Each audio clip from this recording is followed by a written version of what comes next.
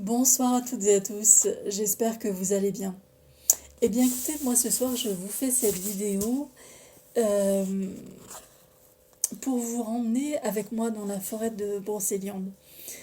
Alors plusieurs raisons à cela, et la première c'est parce que nous sommes en automne et que tant que nous en avons encore la possibilité, euh, eh bien la forêt nous offre beaucoup de très très belles couleurs en ce moment. Et puis, parce qu'aussi on est dans une période, on s'approche de la Toussaint. Euh, donc c'est la Toussaint chez les catholiques. Chez les Celtes, on va appeler ça Halloween. Et Halloween, n'oublions pas que c'est une fête d'origine irlandaise. Et puis chez les païens, chez les druides, on va appeler ça Samhain. Alors je ne sais pas si c'est la prononciation juste.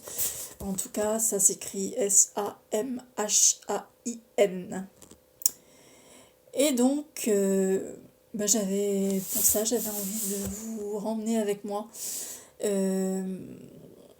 dans la forêt de Brocéliande au travers d'un conte qui s'appelle L'ermite et le saint, qui est issu de ce livre qui s'appelle Contes et légendes de Brocéliande, de Claudine Glos et de Marie Tanneux. Et voilà, on est reparti ensemble en forêt de Brocéliande. Il est en Brocéliande des histoires vraies et des personnages réels si extraordinaires qu'on les croirait tout droit sortis des contes, ou prêts à y entrer. Les sceptiques constatent en ricanant la capacité des lieux à attirer des originaux de belles pointures. Certains les nomment les derniers druides, d'autres les grands inspirés de Brocéliande. On leur attribue aussi des qualificatifs moins mystiques. Mais qu'on les admire ou qu'on en rit, c'est tout cela aussi qui fait Brocéliande.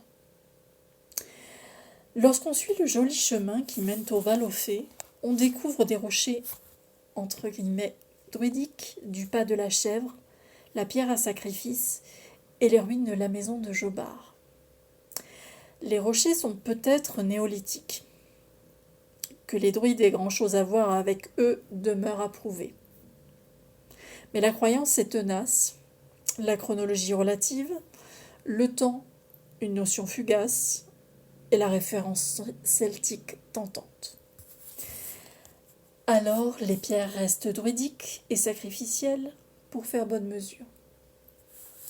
Par contre, le Jobard dont il est question ici n'est pas une figure légendaire, pas plus qu'un être de l'autre monde. Mais il entoura sa retraite en Brocéliande de tant de mystères qu'un peu plus d'un siècle après son installation à Concoret, le personnage s'enfonce déjà dans les brumes de la mémoire. Devant les ruines de son ermitage, on n'évoque pas, sans une fugitive pensée pour Blaise et pour Merlin, celui qui vécut ici de longues années en compagnie des brebis et des loups. Moins de loups sans doute que ne le prétendent les récits du Cru, car Félix Bellamy signale qu'en 1892, il reste à peine dans toute la forêt une demi-douzaine de ses grands persécutés. Un beau jour de 1885, donc, un étranger arriva à Concoret. Pas un étranger venu de Plélan ou de Plohermel, pas un de ceux non plus dont un colloque rapidement mené entre commères a tout fait de percer l'incognito et de remonter la filiation. Non. Un étranger qu'on ne savait même pas qui c'était. Plutôt convenablement vêtu, l'homme portait à la main une sacoche de gros cuir brun.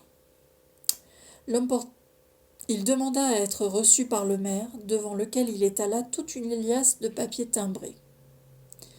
Donation, acte de propriété, rien ne manquait. Le premier magistrat de la commune n'était pas un expert, mais tout semblait correct. Les quelques hectares de landes et de bois du pas de la Chèvre et du Val aux Fées appartenaient bien à ce Jobard venu de la ville, et il pouvait y élever vaches, chèvres ou moutons. Le maire eut beau essayer d'en savoir plus en questionnant habilement, pensait-il, le nouveau venu, jamais il n'obtient beaucoup de détails sur la vie passée de Jobard. L'homme s'installa au cœur de son petit domaine forestier, acheta quelques bêtes. Il ne fréquentait personne, ne se rendait jamais dans les cafés. On le voyait chaque semaine au bourg, car il ne manquait jamais la messe du dimanche, mais sa pratique de Concoret se limitait à des courses indispensables, des pommes de terre, du café, du sel, des allumettes et, ce qui était sans doute un luxe suprême, un morceau de viande. Les commerçants eux-mêmes, pourtant entraînés à recueillir les avis et états d'âme de leurs clients, ne tiraient de lui que quelques mots de politesse. Jobard ne manquait apparemment pas d'argent, payait toujours content ses achats et laissait son obole à la messe. Il quitta ce monde sans livrer son secret, et les ruines à peu près disparues de la maison du Pas de la Chèvre n'en diront pas plus.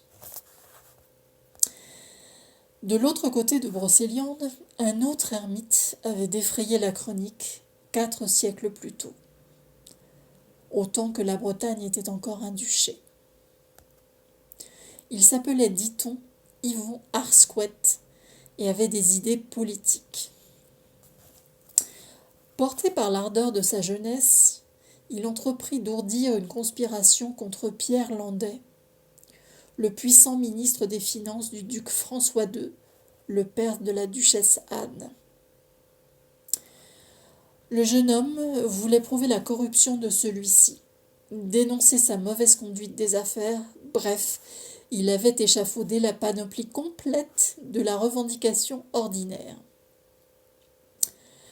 Sans doute, ses complices et lui-même ne prirent-ils pas toutes les précautions nécessaires. Trop sûrs de savoir garder un secret, préjugeant de la sympathie que leur vaudrait leur coup d'éclat, ils mésestimèrent la puissance du favori du duc et de ses forces de police. L'affaire échoua et Yvon Arsquet prit le maquis, ou ce qui y ressemblait le plus, et se réfugia au sein du désert, entre guillemets, comme l'on appelait alors les vastes espaces vides de toute population, qu'ils soient de montagne, de forêt ou de sable. Une petite vallée près de la lande perdue de Coëtquidan recueillit le fuyard. Il s'y installa dans une grotte et renonça peu à peu à l'agitation du monde. La fièvre du pouvoir, le désir d'intervenir dans les affaires de l'État lui parurent sans doute bien vains face à la splendeur et à la sévérité de la nature dans laquelle il vivait et contre laquelle il devait parfois lutter. La grandeur de Dieu s'imposait à lui, dans le silence de sa retraite. On ne sait s'il tenta de rentrer en grâce auprès des souverains bretons, et s'il échoua, ou s'il s'adonna sans résister à sa vie d'ermite. Pour les habitants des villages alentours, il n'y avait aucun doute. Cet homme-là, plein de piété, toujours prêt à écouter et à aider ceux qui venaient le visiter, était un saint. Pourquoi le baptisèrent-ils saint couturier ? Yvon Arsquet assurait-il sa subsistance par quelques travaux de couture ? Sa grotte aujourd'hui ne ressemble guère à un atelier, mais les étoffes qu'il cousait étaient probablement aussi rugueuses que le décor dans lequel il travaillait. À moins qu'il n'ait mérité son surnom par l'habileté avec laquelle il conseillait son prochain, raccommodant les âmes déchirées et les réconciliant avec elles-mêmes et avec Dieu. Les habitants de la région pleurèrent leur saint lorsqu'il vint à disparaître, et lui firent sculpter une belle statue de bois qu'ils installèrent dans la grotte où avait vécu Yvon Arsquet. Il faisait l'objet d'une piété naïve et de quelques-uns de ces rituels qui fleurissent autour des effigies sanctifiées, qu'elles l'aient été par l'Église ou par la piété populaire. Les jeunes filles en quête d'un époux avait coutume de venir planter des épingles dans la statue, à charge pour le saint de coudre à leurs deux destins l'un à l'autre. Mais au XIXe siècle, quand le clergé, en grand souci de modernité, entreprit de rénover ou de rebâtir les vieilles églises, il en profita pour se débarrasser d'un même coup de balai de tout un tas de vieilles superstitions rurales d'où émanaient quelques relents de paganisme mal oubliés. La statue de Saint Couturier avait trop de succès. Les recteurs d'Augan et de Baignon la retirèrent de son sanctuaire sauvage. Mais le saint n'entendait pas se laisser malmener de la sorte. Tout le long de la route jusqu'au cimetière de Baignon, le tonnerre gronda, la tempête se déchaîna. On entendit même, dit-on, une meute de chiens fantômes hurler au passage du cortège. Une fois la statue enterrée en terre consacrée près de l'église de Baignon, Brocéliande s'apaisa, ayant fait de dignes adieux à celui qui s'était si longtemps réfugié en son sein. Voilà. Eh bien écoutez, c'était l'histoire, le conte de l'ermite et du saint.